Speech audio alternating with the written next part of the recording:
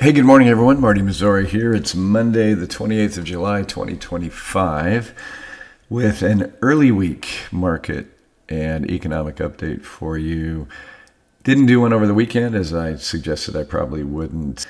I think there's enough to go ahead and do this today, as today is my best shot in the next two or three to offer up something for you.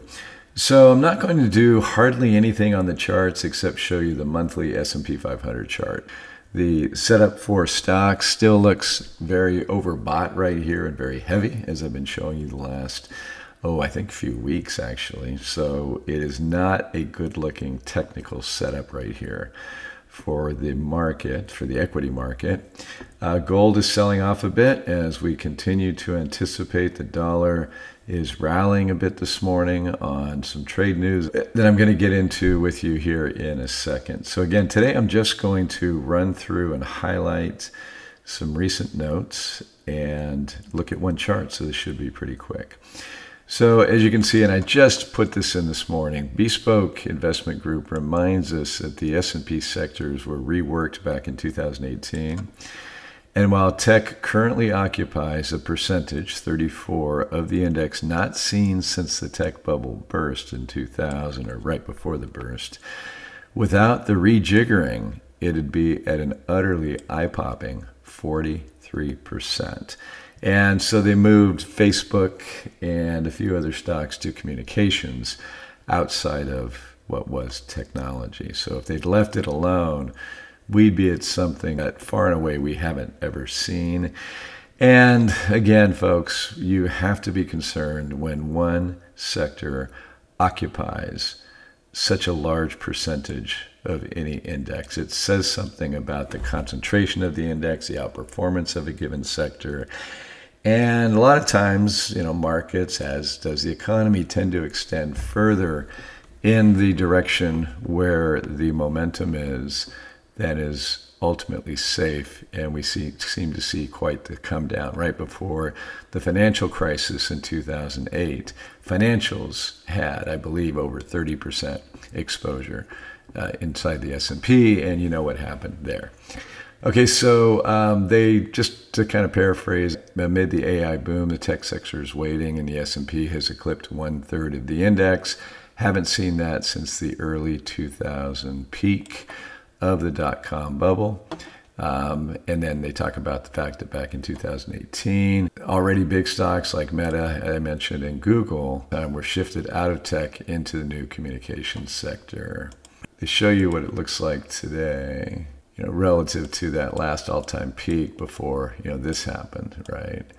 So we're essentially right there, but this is where it would be otherwise, right? So that is a uncomfortably high concentration, if indeed these stocks were there, but they are part of that, quote, Magnificent Seven, which has done, the bulk of the heavy lifting the last few years for the U.S. market.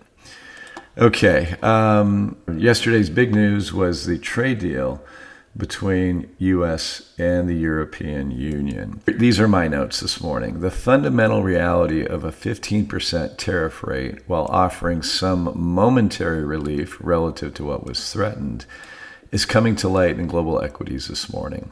Last night, the trade deal was announced. Immediately, Eurozone stocks spiked higher by over 1%.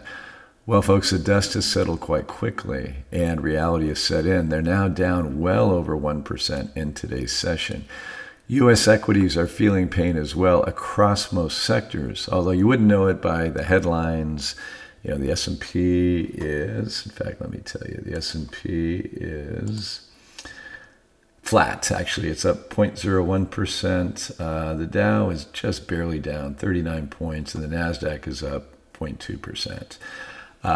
All the while, U.S. stocks are getting hammered. 70% of the S&P 500 is in the red. As I type, materials are down well over 1%, staples are down 0.7%, and so forth. As for us and our strategy, as of this morning, our not small U.S. equity exposure has our core allocation taking a hit. In fact, as I speak, it's down 0.62%. So this morning, underperforming the headline U.S. equity averages.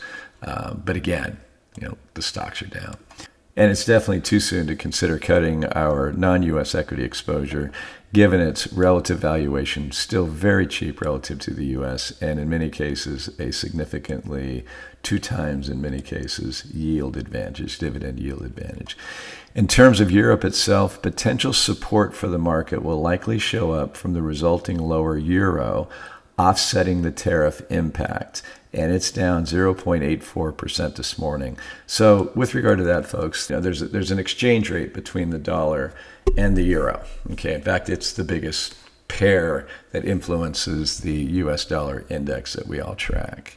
So if the euro is down 0.84%, that means that the dollar is stronger, and therefore the dollar buys more euro worth of products and services. So essentially, this is big. And back in 2017 and 18, the dollar increase pretty much wiped out the negative effect of the tariffs on China back then, for example.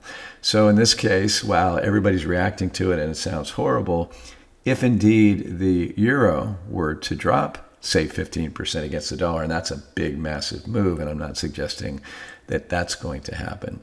But to any degree that it drops, it offsets the impact of the tariff. And then, the ECB has been kind of hemming and hawing. One more rate cut is priced in. Well, this is going to be negative for the European economy. So look for the ECB to get a little more aggressive with rate cuts going forward. And you know how equity markets tend to love rate cuts when they're timed appropriately. With regard to the U.S. equity market, its strength of late is largely what I would call hype-driven and aided notably by options. In terms of hype-driven, the administration's strategy of threatening annihilating tariff levels, then settling into what would have otherwise, without the extreme threats, been very negative levels, has created what I'll call this ill-conceived / very dangerous sense or hype that the coast is clear for equities to move ever further into all-time high territory.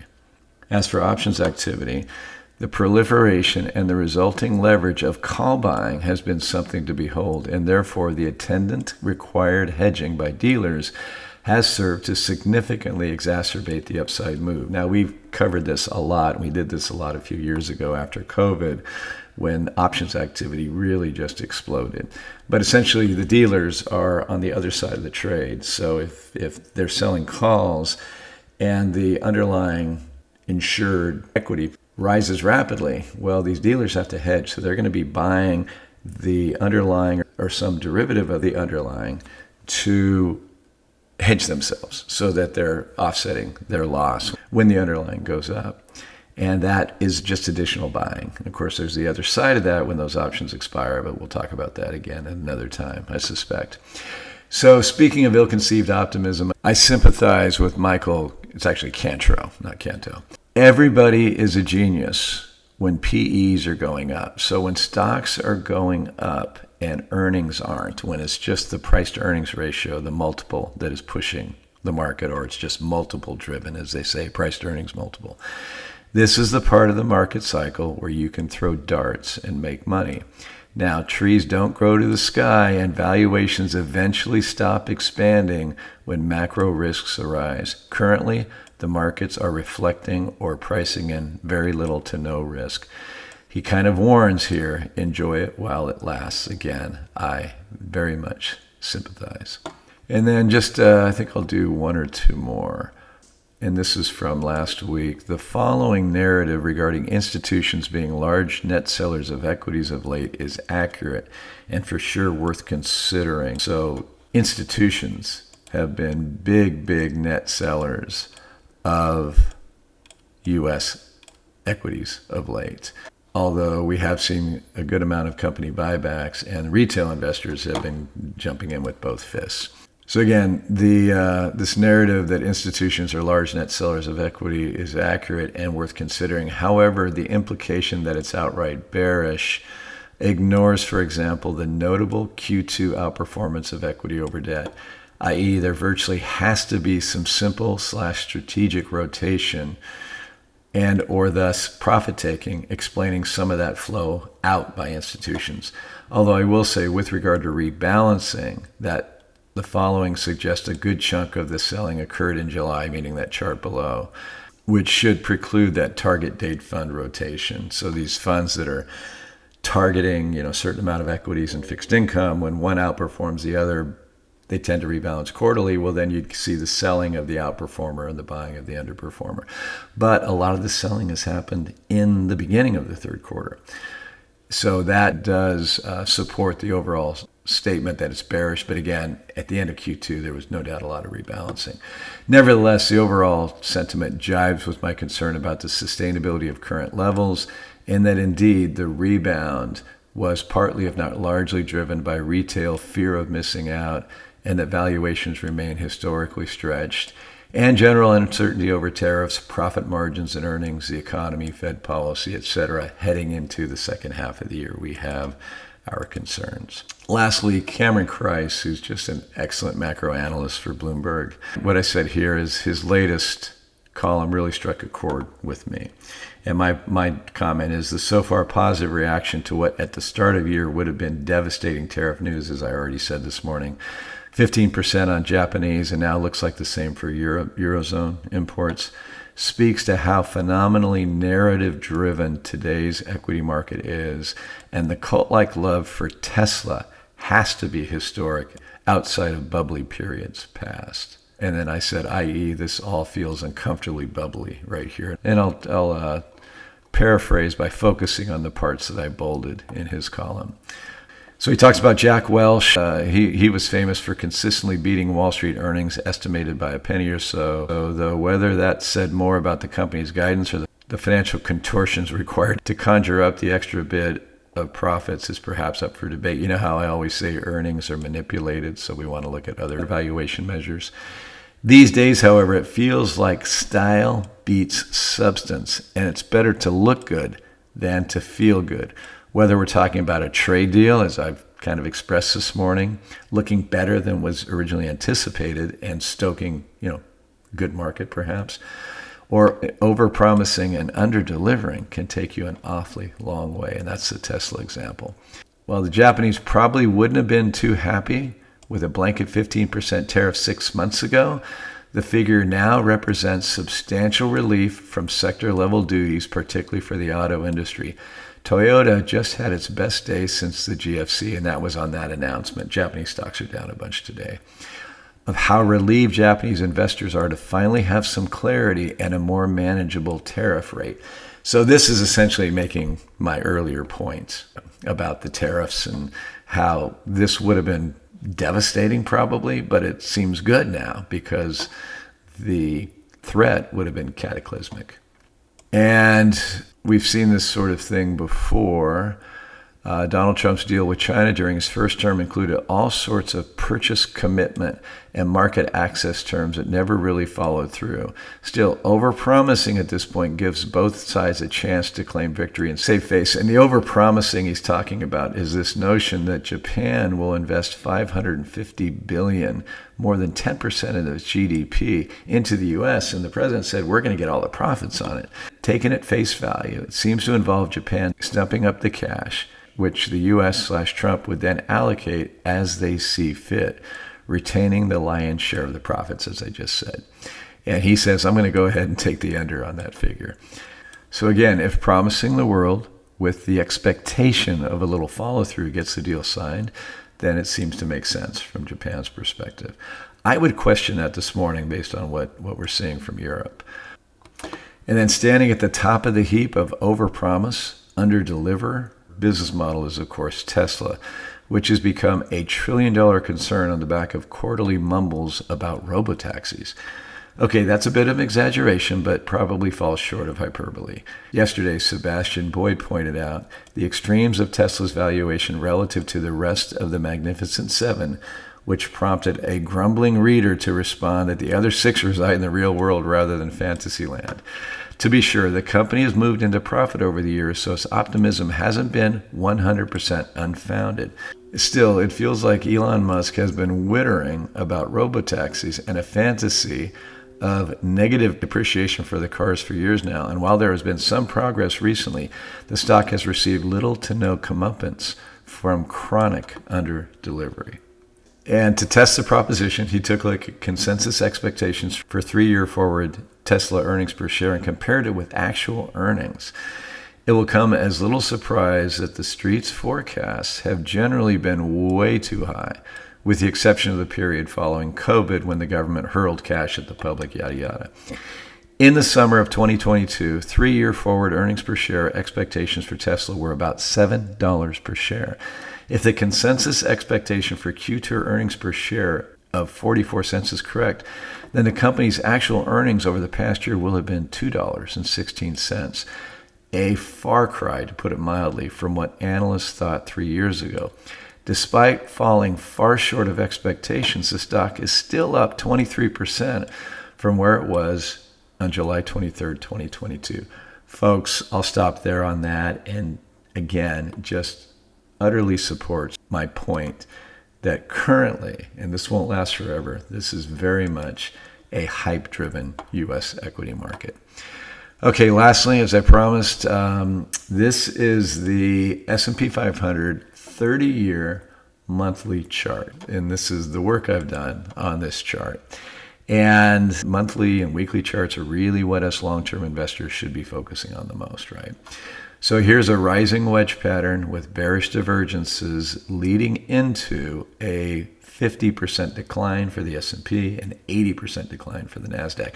And by the way, here is a bullish descending triangle with bullish divergences leading into a really good run between those two bubbles. Here's the same patterns developing before a 57% decline during the Great Financial Crisis. And here are all these patterns developing before some give back in the market. And this is what we're looking at today. A very much a classic rising wedge pattern, even a shorter term one here, with very bearish divergences from exceedingly high levels of momentum, right? But here's the one point I wanted to make today. Over the last 30 years, we have never ticked above overbought without it being resolved with a double-digit decline. 20% here, 50% here. Here we got into overbought territory, 57% correction. Here we were overbought, 16% decline. Here we were overbought, 20% decline, 35% decline. Here we were overbought, 27% decline. Here we were overbought, 20% decline. And here we are getting above the line once again. So this is a very lofty, very overbought U.S. equity market right here, folks. So if you're wondering, why the cautious tone, why we continue to hedge, we've had a really, really good year so far. But the stuff that's really led to that is suffering, as I speak, at least this morning.